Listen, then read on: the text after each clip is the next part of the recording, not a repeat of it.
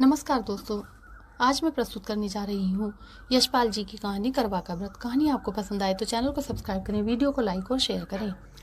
कन्हैया लाल अपने दफ्तर के हमजोलियों और मित्रों से 2-3 बरस बड़ा ही था, परंतु ब्याह उसका उन लोगों के बाद हुआ। उसके बहुत अनुरोध करने पर भी साहब ने उसे ब्याह के लिए सप्ताह भर से अधिक छुट्टी न दी थी। लौटा तो उसके अंतरंग मित्रों ने भी उससे वही प्रश्न पूछे जो प्रायः ऐसे अवसर पर दूसरों से पूछे जाते हैं, और फिर वही परामर्श उसे दिए गए जो अनुभवी लोग नवविवाहितों को दिया करते हैं। हेमराज को कन्हैयालाल समझदार मानता था। हेमराज ने समझाया, बहू को प्यार तो करना चाहिए, पर प्यार से उसे बिगाड़ देना या सिर पर चढ़ा लेना भी ठीक नहीं। औरत सरकश हो जाती है तो आदमी को उम्र भर जोर का गुलाम ही बना रहना पड़ता है। उसकी जरूरतें पूरी करो पर रखो अपने काबू में। मारपीट बुरी बात है, पर यह भी नहीं कि औरत को मर्द का डर ही न रहे। डर उसे जरूर रहना चाहिए, मारे नहीं तो कम से कम गुर्रा तो जरूर दे। 3 बात उसकी मानो तो एक में ना भी कर दो। यह न समझ ले कि जो चाहे करा सकती है। उसे तुम्हारी खुशी नाराजगी की परवाह रहे। हमारे साहब जैसा हाल न हो जाए। मैं तो देखकर हैरान हो गया। एम्पोरियम से कुछ चीजें लाने के लिए जा रहे थे तो घरवाली को पुकार कर पैसे लिए। बीबी ने कह दिया, कालीन इस महीने रहने दो, अगले महीने सही। तो भीगी बिल्ली की तरह बोले, अच्छा। मर्द को रुपया पैसा तो अपने पास में ही रखना चाहिए, मालिक तो मर्द है।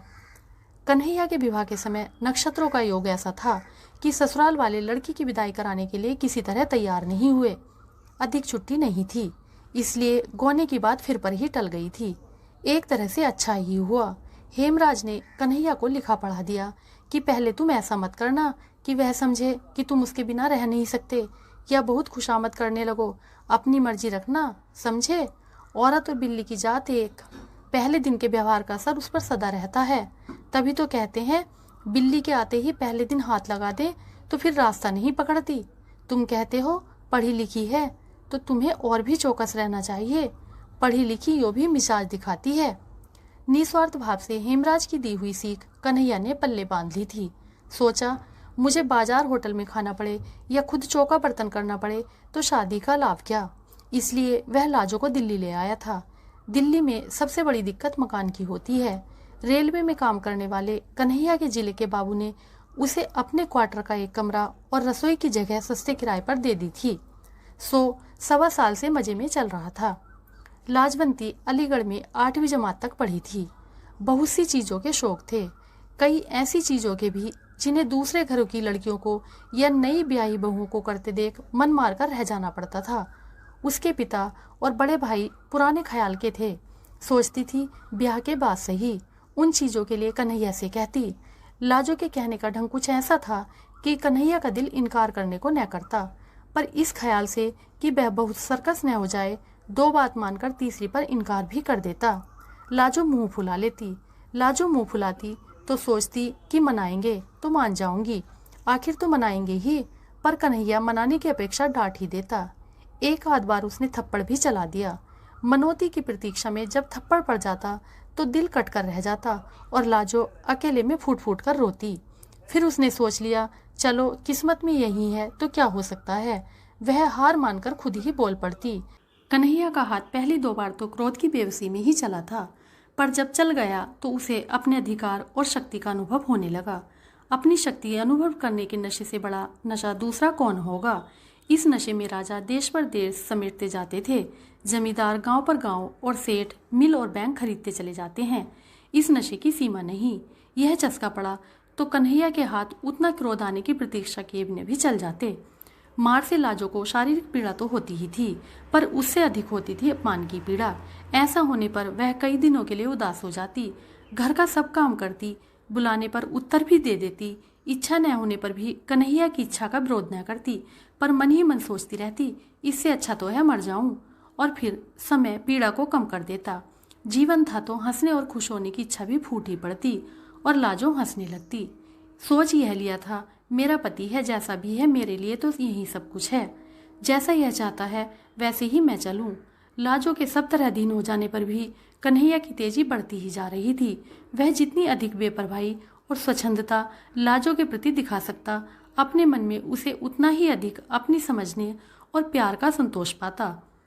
कुंवार के अंत में पड़ोस की स्त्रियां करवा चौथ के व्रत की बात करने लगीं। एक दूसरे को बता रही थी कि उनके मायके से करवे में क्या आया। पहले बरस लाजो का भाई आकर करवा दे गया था। इस बरस भी वह प्रतीक्षा में थी। जिनके मायके शहर से दूर थे उनके यहाँ मायके से रुपये आ गए थे। कन्हैया अपनी चिट्ठी पत्री दफ्तर के पते से ही मंगाता था। दफ्तर से आकर उसने बताया, तुम्हारे भाई ने करवे के 2 रुपए भेजे हैं। करवे के रुपए आ जाने से ही लाजो को संतोष हो गया। सोचा, भैया इतनी दूर कैसे आते। कन्हैया दफ्तर जा रहा था तो उसने अभिमान से गर्दन कंधे पर टेढ़ी कर और लाड़ के स्वर में याद दिलाया, हमारे लिए सरगी में क्या क्या लाओगे। और लाजो ने ऐसे अवसर पर लाई जाने वाली चीजें याद दिला दी। लाजो पड़ोस में कह आई कि उसने भी सरगी का सामान मंगाया है। करवा चौथ का व्रत भला कौन हिंदू स्त्री नहीं करती। जन्म जन्म यही पति मिले, इसलिए दूसरे व्रतों की परवाह न करने वाली पढ़ी लिखी स्त्रियां भी इस व्रत की उपेक्षा नहीं कर सकती। अवसर की बात, उस दिन कन्हैया लंच की छुट्टी में साथियों के साथ कुछ ऐसे काबू में आ गया कि 3.25 रुपए खर्च हो गए। वह लाजो का बताया सरगी का सामान घर नहीं ला सका। कन्हैया खाली हाथ घर लौटा तो लाजो का मन बुझ गया। उसने गम खाना सीखकर रूठना छोड़ दिया था, परंतु उस सांझ मुंह लटक ही आया। आंसू पोंछ लिए और बिना बोले चौके बर्तन के काम में लग गई।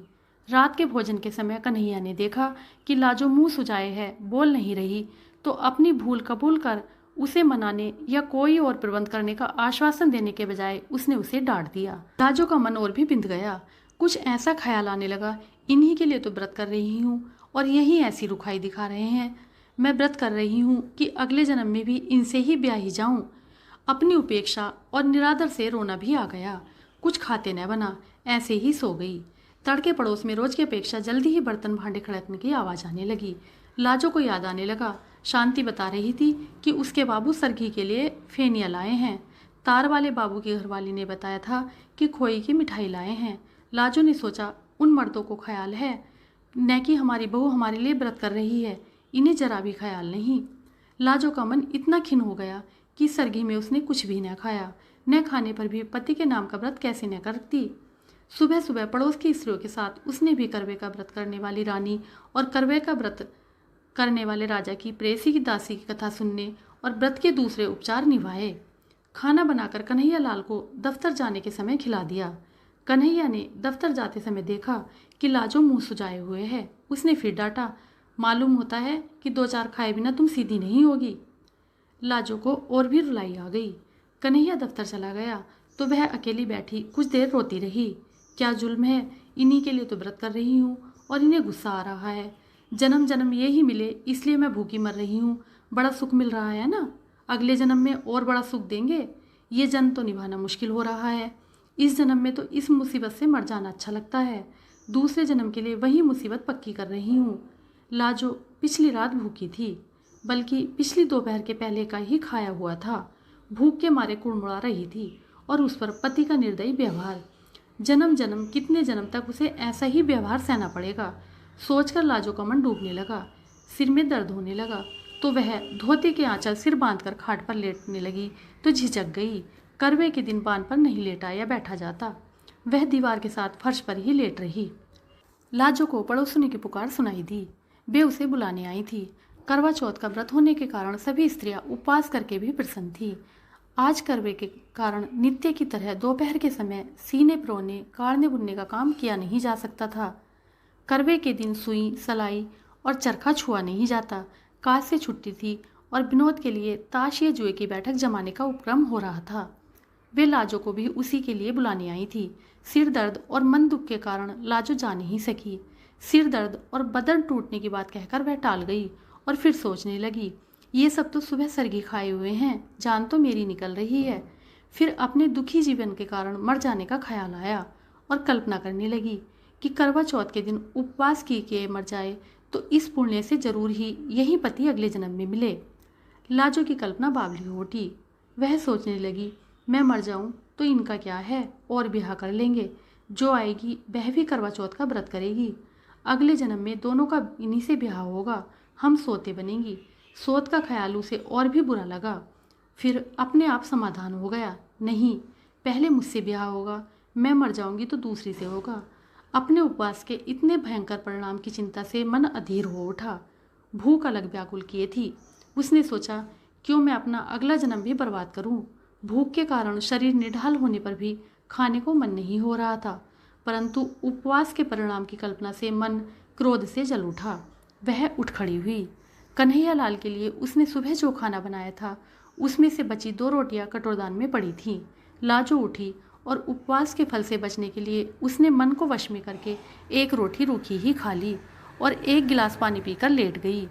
मन बहुत खिन्न था। कभी सोचती, ठीक ही तो किया, अपना अगला जन्म क्यों बर्बाद करूं। ऐसे पड़े पड़े झपकी आ गई। कमरे के किवाड़ पर धम-धम सुनकर लाजो ने देखा। रोशनदान से प्रकाश की जगह अंधकार भीतर आ रहा था। समझ गई, दफ्तर से लौटे हैं। उसने किवाड़ खोले और चुपचाप एक ओर हट गई। कन्हैया लाल ने क्रोध से उसकी तरफ देखा। अभी तक पारा नहीं उतरा, मालूम होता है झाड़े बिना उतरेगा नहीं। लाजो के दुखे हुए दिल पर चोट पड़ी और पीड़ा क्रोध में बदल गई। कुछ उत्तर न दे वह घूमकर फिर दीवार के सहारे फर्श पर बैठ गई। कन्हैया लाल का गुस्सा भी उबल पड़ा। यह अकड़ है, आज तुझे ठीक ही कर दूं, उसने कहा और लाजो को बांह से पकड़कर खींचकर गिराते हुए 2 थप्पड़ पूरे हाथ के जोर से ताबड़तोड़ जड़ दिए और हाँफते हुए लात उठाकर कहा, और मिजाज दिखा, खड़ी हो सीधी। लाजो का क्रोध भी सीमा पार कर चुका था। खिंची जाने पर भी फर्श से नहीं उठी और मार खाने के लिए तैयार हो उसने चिल्लाकर कहा, मार ले, जान से मार डाल, पीछा छूटे, आज ही तो मारेगा। मैंने कौन व्रत रखा है तेरे लिए, जो जन्म जन्म मार खाऊंगी, मार डाल मार। कन्हैया लाल का लात मारने के लिए उठा पांव अधर में ही रुक गया। लाजो का हाथ उसके हाथ से छूट गया। वह स्तब्ध रह गया। मुंह में आई गाली भी मुंह में ही रह गई। ऐसा जान पड़ा कि अंधेरे में कुत्ते के धोखे जिस जानवर को मार बैठा था उसकी गुर्राहट से जाना कि वह शेर था या लाजो को डांट और मार सकने का अधिकार एक ही भ्रम था। कुछ क्षण वह हाँफता हुआ खड़ा सोचता रहा और फिर खाट पर बैठकर चिंता में डूब गया। लाजो फर्श पर पड़ी रो रही थी। उस ओर देखने का साहस कन्हैया लाल को न हो रहा था। वह उठा और बाहर चला गया। लाजो फर्श पर पड़ी पड़ी फूट फूट कर रोती रही। जब घंटे भर रो चुकी तो उठी। चूल्हा जलाकर कम से कम कन्हैया के लिए खाना तो बनाना ही था। बड़े बेमन उसने खाना बनाया। बना चुकी तब भी कन्हैया लाल लौटा नहीं था।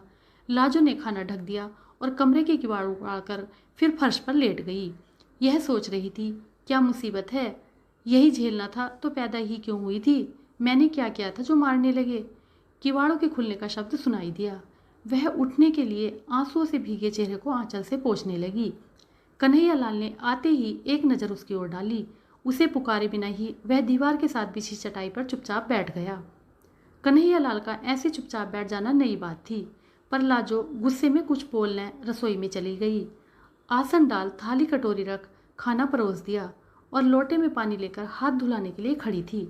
जब 5 मिनट हो गए और कन्हैया लाल नहीं आया तो उसे पुकारना ही पड़ा, खाना परस दिया है। कन्हैया लाल आया तो हाथ नल से धोकर झाड़ते हुए भीतर आया। अब तक हाथ धुलाने के लिए लाजो ही उठकर पानी देती थी। कन्हैया लाल 2 रोटी खाकर उठ गया। लाजो और देने लगी तो उसने कह दिया, और नहीं चाहिए। कन्हैया लाल खाकर उठा तो रोज की तरह हाथ धुलाने के लिए न कहकर नल की ओर चला गया। लाजो मन मारकर स्वयं खाने बैठी तो देखा कि कद्दू की तरकारी बिल्कुल कड़वी हो रही थी। मन की अवस्था ठीक न होने से हल्दी नमक 2 बार पड़ गया था। बड़ी लज्जा अनुभव हुई। हाय, इन्होंने कुछ कहा भी नहीं, यह तो जरा कम ज्यादा हो जाने पर डांट देते थे। लाजो से दुख में खाया नहीं गया।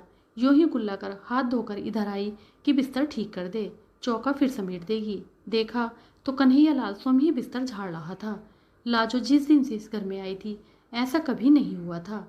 लाजो ने शर्मा कर कहा, मैं आ गई, रहने दो, किए देती हूँ, और पति के हाथ से दरी चादर पकड़ ली। लाजो बिस्तर ठीक करने लगी तो कन्हैया लाल दूसरी ओर से मदद करता रहा।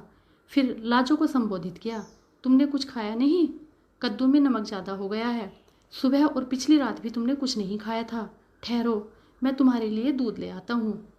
लाजो के प्रति इतनी चिंता कन्हैया लाल ने कभी नहीं दिखाई थी, जरूरत भी नहीं समझी थी। लाजो को उसने चीज समझा था। आज वह ऐसे बात कर रहा था जैसे लाजो भी इंसान हो, उसका भी ख्याल किया जाना चाहिए। लाजो को शर्म तो आ रही थी पर अच्छा भी लग रहा था। उसी रात से कन्हैया लाल के व्यवहार में एक नरमी सी आ गई। कड़े बोल की तो बात ही क्या, बल्कि एक झिझक सी हर बात में जैसे लाजो के किसी बात के बुरा मान जाने की या नाराज हो जाने की आशंका हो। कोई काम अधूरा देखता तो स्वयं करने लगता। लाजो को मलेरिया बुखार आ गया तो उसने उसे चौके के समीप नहीं जाने दिया। बर्तन भी खुद साफ कर लिए।